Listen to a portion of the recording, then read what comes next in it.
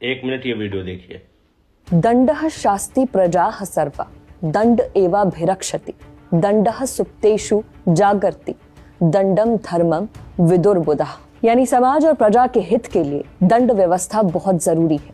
दंड के भय से लोग अपने धर्म और कर्तव्य से विचलित नहीं होते और ये समाज में सुरक्षा और व्यवस्था बनाए रखने का साधन है। मनुस्मृति में कही गई इन बातों का जिक्र बहराइच हिंसा मामले में फैसला सुनाते हुए first additional district and session जज पवन कुमार शर्मा ने किया। अदालत ने अपने 142 पन्ने के फैसले में मनुस्मृति के 7वें अध्याय के 18वें श्लोक का जिक्र किया। जज पवन शर्मा ने पहले तो कहा कि इस प्रकार का दंड दिया जाना चाहिए जिससे समाज में पनप रहे ऐसे हैवानों के अंदर भय उत्पन्न हो और समाज में न्यायिक व्यवस्था के लिए विश्वास उत्पन्न हो। इसके बाद जज साहब ने मनुस्मृति के श्लोक के हवाले से सजा की जरूरत को समझाया। अब इस फैसले का ये हिस्सा सोशल मीडिया पर खूब। ये राष्ट्रीय शर्म की बात है कि अब देश में संविधान की पीठ पर ऐसे लोग बैठे हैं जो मनुवादी हैं, मनुस्मृति को फॉलो करते हैं। क्या एक जज को मनुस्मृति के श्लोकों के आधार पर जजमेंट देना चाहिए? वही मनुस्मृति जिसे संविधान निर्माता डॉक्टर भीमराव अंबेडकर बाबा साहब ने जला दिया। किस लिए? कि ये असमानता को रिप्रेजेंट करती है। इसमें दलित पिछड़े लोगों पर अत्याचार की बात कही गई है। उस मनुस्मृति के श्लोकों का इस्तेमाल आजकल जजमेंट में हो रहा है।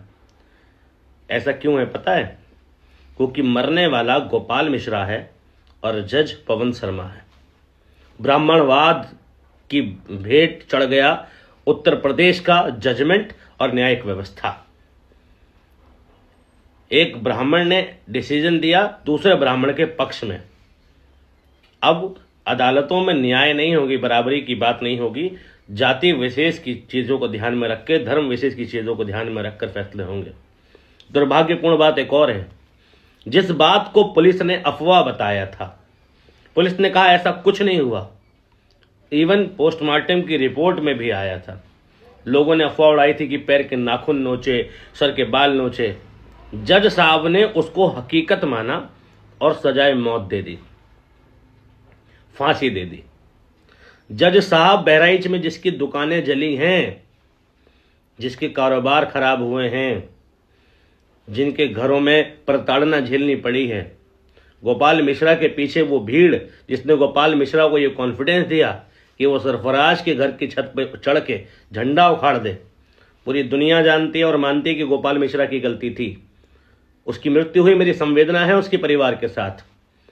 लेकिन इस बात को झुटलाया नहीं जा सकता कि गोपाल मिश्रा की गलती नहीं थी।